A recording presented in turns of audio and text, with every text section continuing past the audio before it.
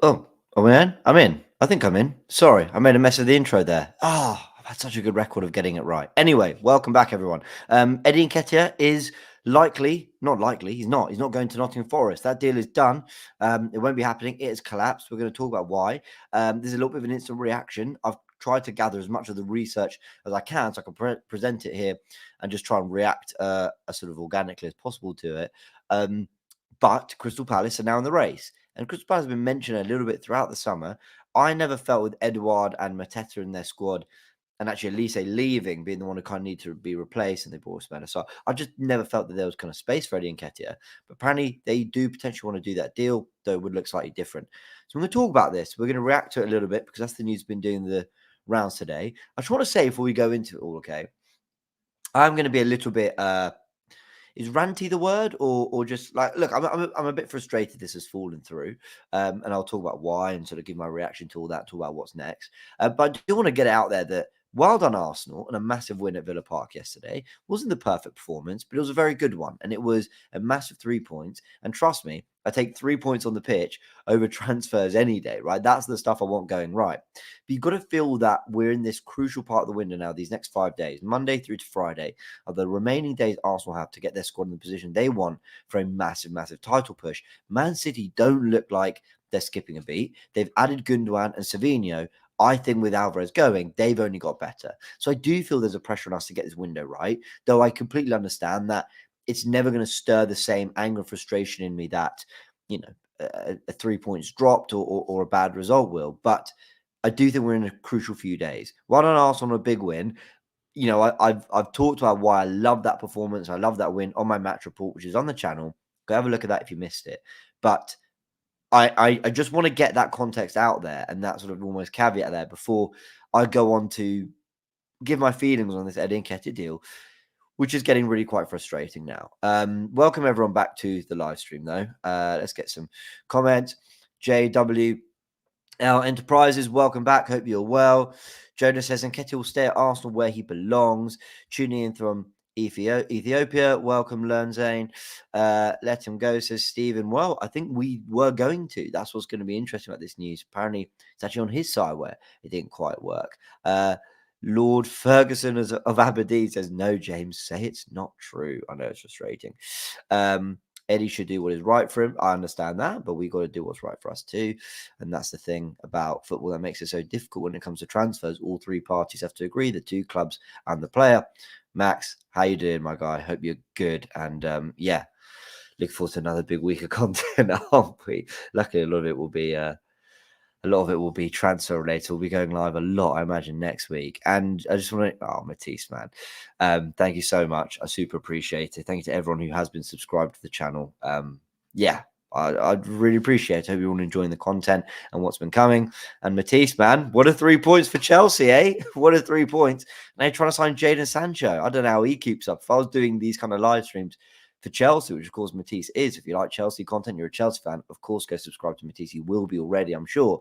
But I don't know how you're keeping up. Good on you. Okay, look, let me go through some of the news we've got because a lot kind of poured out at once.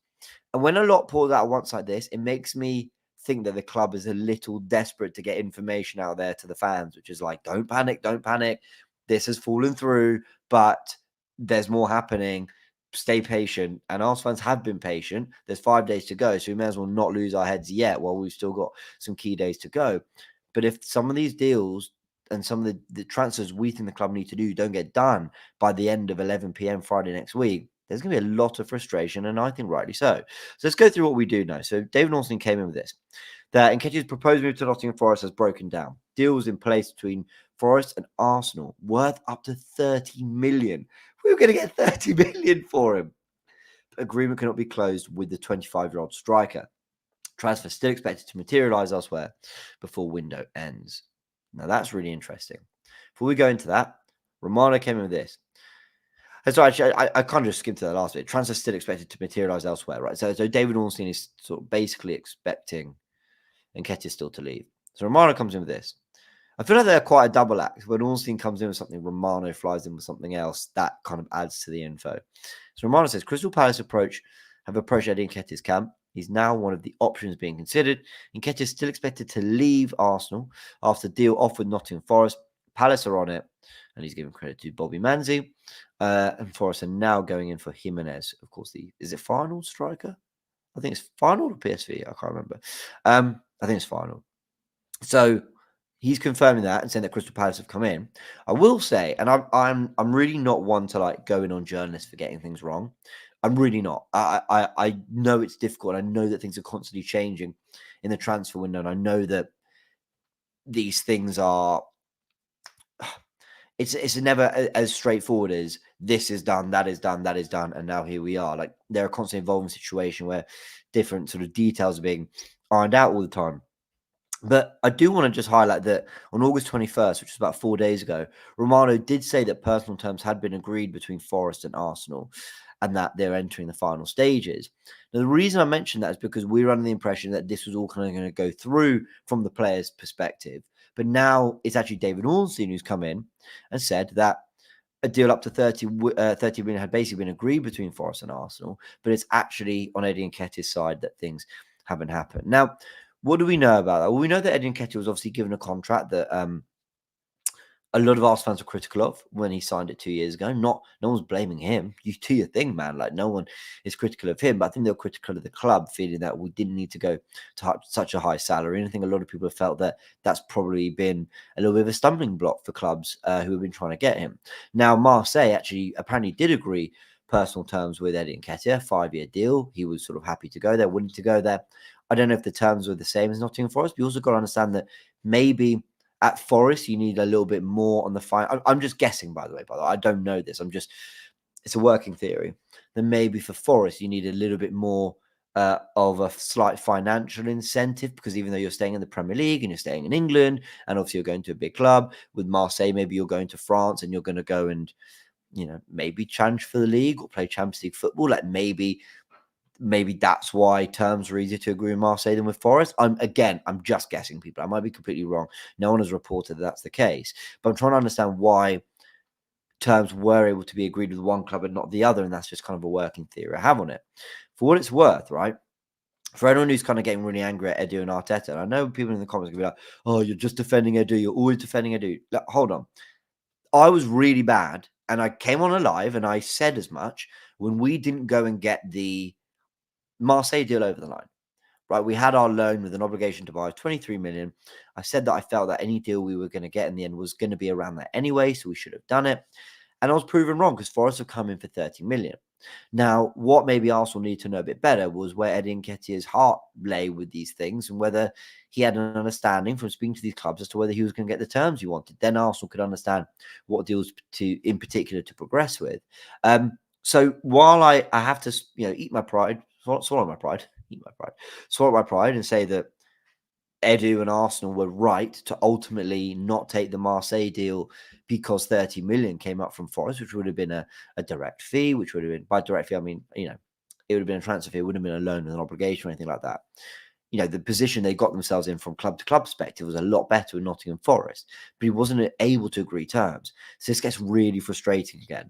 Now we're back in well, why didn't we just do the deal when it was possible, maybe with a Bournemouth, but I never felt that materialised, and we felt they wanted Evan Nilsson first, but certainly with Marseille.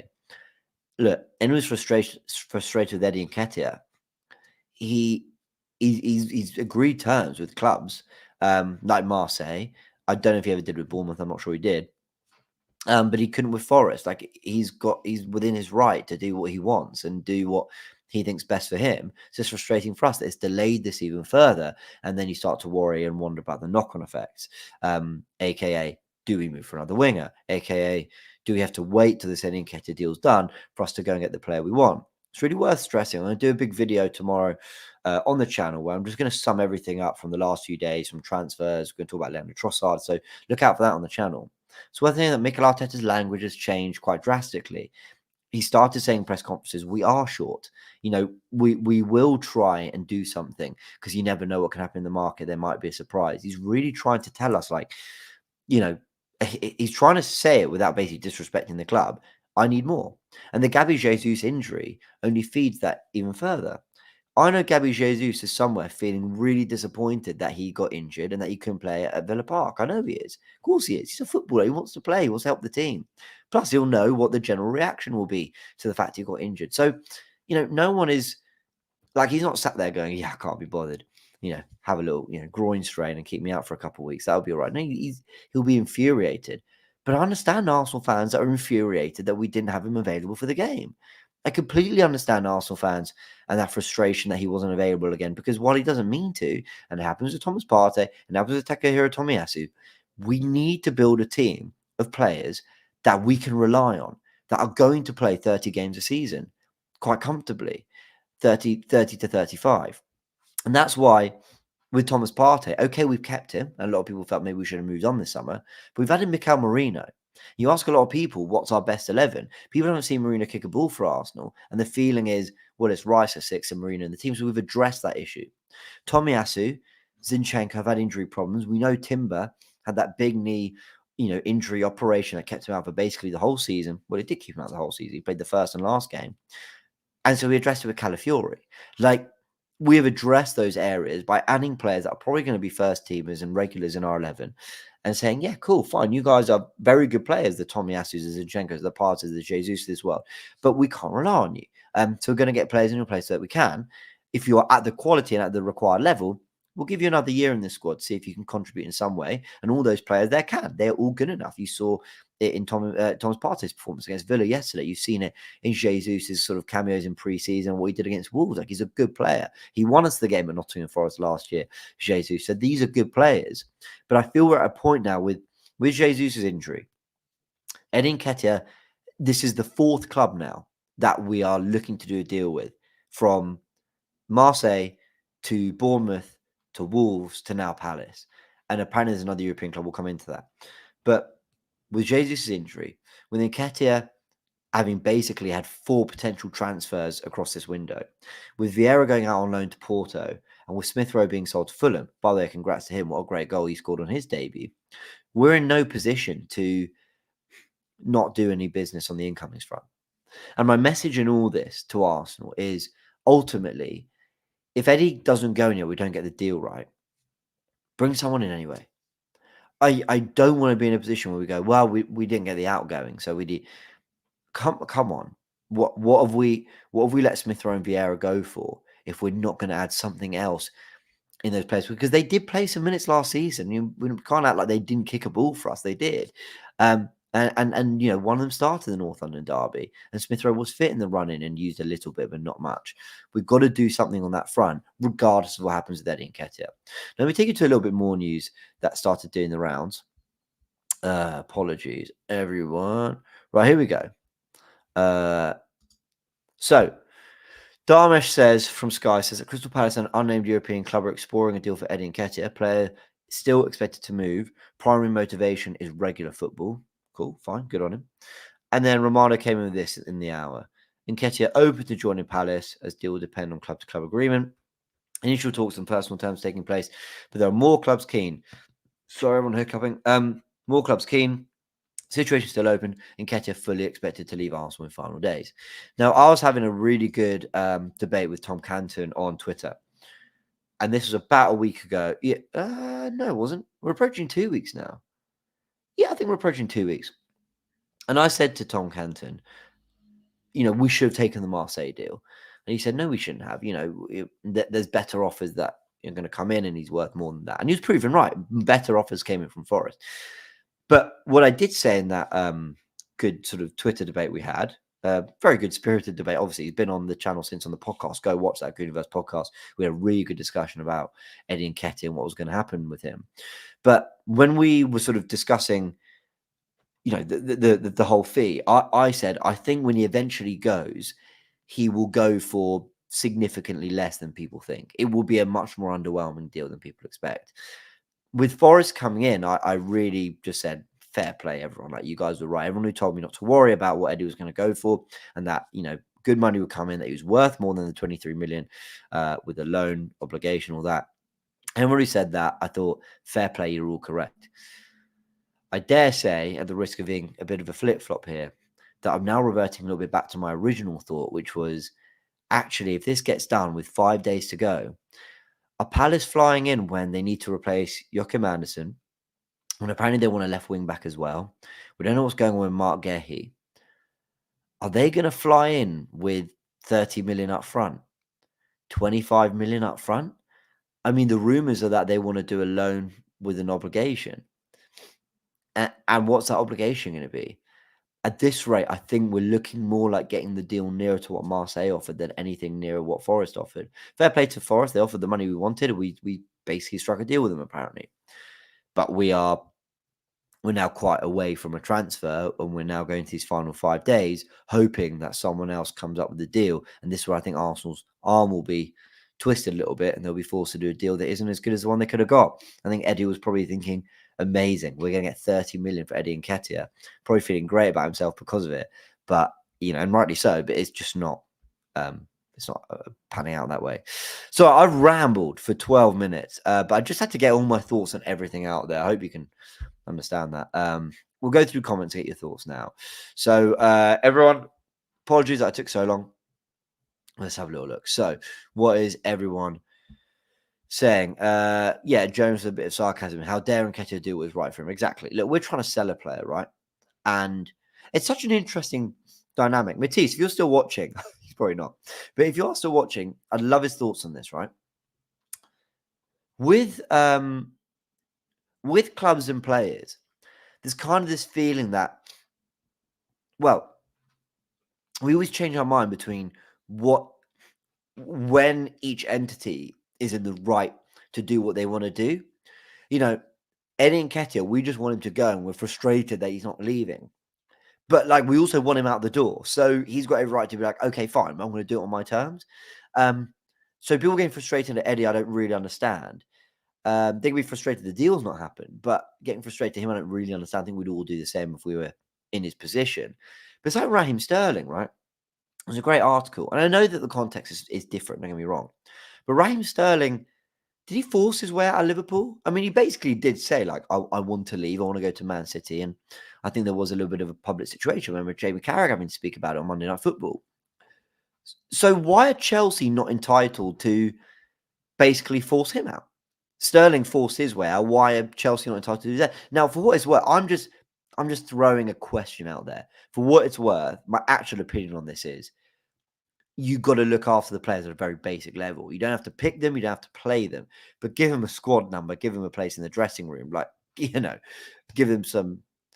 You play them, right? It in the same way, if a player's trying to force their way out the club, until that move is done, you give your best for your club. You train, you play, and you do what you can, even if you're trying to make that move. So I think each party owes the other a very base level, but it doesn't work like that. Football's ruthless.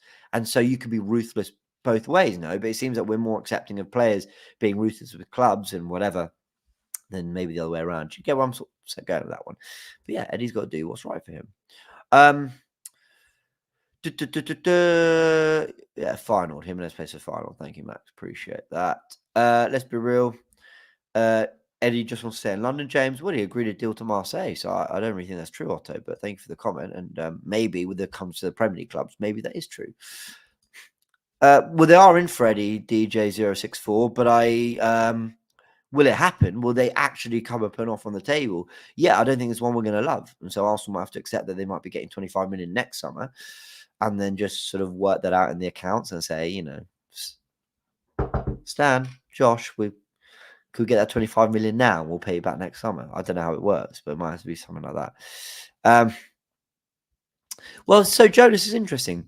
James, you're still wrong. Don't try to spin this. So you're obviously alluding to what I said about me saying we should have taken the Marseille deal. Well,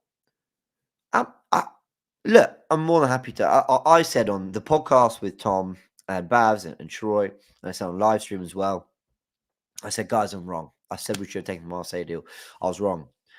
But maybe I wasn't. I mean, let's really think about this. He'd be at Marseille now. The deal would be done. We would have £23 million that we know is coming into the club, albeit next summer, and we would be moving ahead with what we want to do on the forward line. Now, we don't have a deal for Eddie Nketiah. We don't. Forest have walked away. Who says Palace definitely come in? And if Palace do come in, who's to say that it's going to be any better a deal than what Marseille offered, or maybe it might be marginally better. But like Tom Canton said on the podcast, there is such thing as a Premier League tax. You're a Premier League club, like it's going to cost a little bit more for them, but so we're going to get a much better deal here. So I think it's up in the air if I'm wrong or not right now. Like if Eddie stays and doesn't leave by the end of the window, 100% we should have taken the Marseille deal, no question. We tried to take the Forest deal, but he didn't take it. So we should have taken the deal with the club that he agreed terms on and wanted to go to. So I think it all hangs in the balance. But it's not about right or wrong. Like it's like I said, if Eddie doesn't leave, I will not be having sleepless nights if we announce Nico Williams, or if we announce Rafinha, or if we announce Ademola Lookman, which I'm going to talk about in a couple of minutes, actually, because something interesting's happened there. So, if he's still in the building, it'll be annoying because I feel like from a whole transfer window perspective, we should have moved him on to be able to then get that money in and get the player. But if we get the player we want, anyway, if we still get another 50, 60 million pound wing, I'm not going to be sat here going, oh no, but Eddie's still here. I'll go, okay, whatever. But he's further down the pecking order. He's probably not going to play. So that's kind of where my concern is. Kwame says, time's running out. We better sign a winger and a striker. We're not getting both, in my opinion. If we do, that'd be phenomenal. I don't think we are. Honestly, the way the market's gone with Smith Rowe and Vieira leaving, I think we're more likely to add like a Morgan Gibbs White or an Eze. Like I honestly think at the moment we're looking more like adding a midfielder or a 10. Not what we need, but yeah. Learn, thank you so much. Glad you enjoyed Forever Arsenal. Yeah, Arteta is hinting that he wants moving in the market, but I don't think neither Arteta's nor the fans' desire will be fulfilled. I think it will be, just maybe not quite as. I don't think it will be like an exceptional deal. I don't think anything big will happen here. I think it will be largely, like maybe like a £30 million deal we do for a winger, and then he might go with a loan obligation to buy. And we might do Ramsdale out and Garcia in. I think we'll go, okay, we address the positions, but maybe not with the level of quality we wanted. Nketiah will end up at Crystal Palace. What else have we got? There's a super chat, which I'll get to in a second. Okay. So this is interesting. O'Malley says, Lookman seems like the guy coming in. Makes sense, homegrown, prime age for accept rotational role, but is a threat. Played at a high level, can play 3 to 4 positions. So let me tell you about something interesting that's done the round on socials. They'll come to the super chat in a little bit. Brian, thank you so much for the super chat. I'll come to it in a little bit to round off the show. By the way, for anyone asking about this quickly, Marino, he's done his medical, so he'll be in shortly. Let me get rid of that. Okay. So Ademola Lookman, right? We'd heard that Arsenal were one of the clubs looking at him. I can't remember who said it. I think it was Italian media. And he didn't train, and then he was back in training. And then now everything more recently, in fact, I can show you here, is that here we go, very keen to join BSG. That was 9 hours ago from Florian Plettenberg. He's looking to basically get a move to PSG. Fine. That's kind of what's looking like it's going to happen for Lookman. Of course, we've seen at Everton. I think he was at Fulham. He's now at Atalanta. They played for a few clubs. Was it at Leipzig or something? Why do I have a feeling it was at Leipzig, maybe? So no journalist has come out since then and said Arsenal are in for him. But, and I kind of want to be very wary of, like, I don't want to sort of promote anything too much, but on sort of betting sites, when you are looking at transfers and, you want to, bet on what transfers are going to happen, obviously you've got the odds, and the odds are sort of decided by the likeliness of that deal happening. Now, I want to just stress I'm no expert on all this, and also I really don't want to promote gambling or anything like that, but I'm just sort of giving you some of the facts right now.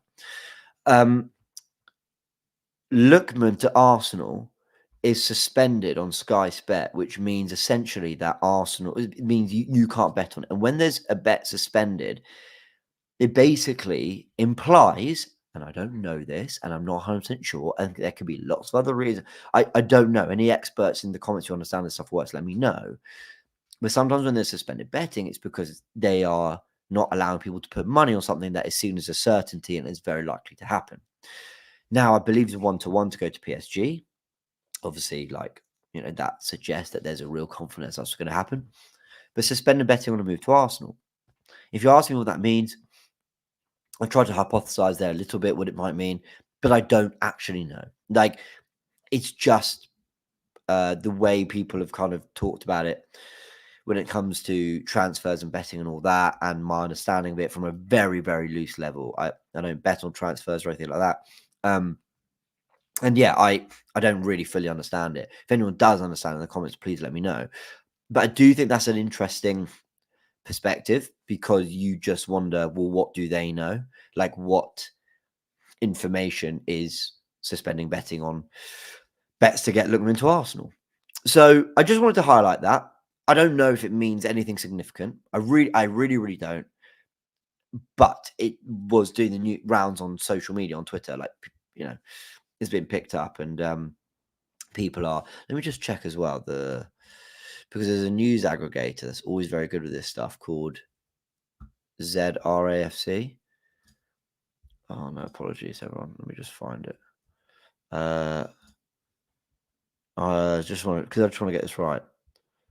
Okay, right. So since I've told you that retweet's been taken down. So make of that what you will, people. I just wanted to just let you know that was being talked about on socials. I don't know if there's much to it. I really don't. But I don't think we're going for Adamola Lookman for what it's worth. But if we do, and reports come out that we are, that would have been a sign of it, I guess. I think he ends up at PSG. I think that's what's more likely to happen. Anyway, I've waffled on. Let me see in the comments. Maybe some of you can help me understand that. Okay, right. Thank you. Thank you, Danny. Happens when one specific bet starts getting a lot of bets. Okay. Thank you. Fine. That probably answers it then. It means nothing. Yeah, and I like I said, I don't know if it does. I wasn't saying I felt that it definitely really meant a lot. It was just, yeah, it was just something I'd seen doing the rounds, and I was just wondering what people thought of all that. Look, here's my kind of final thoughts. Let's go through a super chat. Brian, honestly, I just want him to leave. I think the situation can get ugly if he doesn't leave. He should have been sold 2 seasons ago. 2 seasons ago, he wouldn't have signed a new deal, so he would have gone for free. And then, look, obviously, we're making good money on him this summer if we get a deal of any kind. I mean, obviously, everyone's operating in the 20 to 30 million pound area. Could it get ugly if he doesn't leave? Yeah, like, I know what you mean. It won't be his fault. It won't really be right. It depends where the energy's channeled. I think it's very hard, even for the most positive of fans, to keep believing in a player and keep, like, outwardly showing support. I mean, you do because you're a fan, right? So you show support, but it's very difficult to kind of keep genuinely believing in a player when it's been made very clear by the club that they don't believe in the player anymore, or certainly not to the level they want. Listen, if Arteta really believed in him, he wouldn't be going. He'd be fighting tooth and nail to keep him. So clearly, that's not where Edu Nketiah's stock is within the club. Could it get ugly with Edu and Arteta and the club and the frustration in the window? We've just gone and won 2-0 at Villa. We've won our first 2 Premier League games, and we've got a North London derby to come, City away. I'll have my frustrations, but then once I've got them out, I leave them at the door, and then it's right, all steam ahead with the support for the club to try and get this, Premier League title over the line. And then if we need to do more in January, we'd hopefully address it then. But I just feel like that's just not an option for where we are. I feel like we have to do business now. I feel like we have to go and get a forward. And I think Arteta's now calling for it. He's making it very clear that he wants reinforcements in this window. And I think it'd be so disappointing, I think, for him, and I'm just reading between the lines, if he doesn't get that. And I know I'd feel disappointed. I think a lot of Arsenal fans would. It's funny, you go back 2-3 weeks ago, a lot of Arsenal fans were even debating whether we needed a forward. A lot of us were saying, yes, we do, we need a forward, we need a forward. People go, well, do we? I'm not sure. And now you've got, most people are sort of starting to accept it. What is that? Because Nketiah is on his way out. It's actually looking like he's leaving. Because Vieira's gone, even though a lot of fans wouldn't have played him much anyway because of Jesus' injury. I don't know. But like 3 things in the last few weeks have only more and more strengthened the point that we need to add something to the forward line. So let's hope we do. Will we? I still think we will. But I think we're now entering into the underwhelming category. And we probably were there before. We're probably entering that category of signing a Sterling on loan or a, Sancho for 35 million. I don't think we will. But you get what I'm saying? Where we will go, okay, it could be really good, We won assist for Adingra against Man United, right? So that could be one. So yeah, let's see. 3 most probable options. It's a great question. I don't know, but I might try and talk about this in tomorrow's video. But I think Sterling, even though Arteta's kind of ruled that out, I don't really know who else. Let's see. Yeah, I don't know. I don't know. I need to gather my thoughts. Yeah, I need to gather my thoughts on all that. Everyone, thank you so much. Thank you for the 40,000 subscribers. I super appreciate it. Like the video. Is it going to do thumbs up? No. Well, there it is. Like the video if you enjoyed the stream. And everyone, I'll see you very, very soon. A video coming out tomorrow. Catch you in a bit.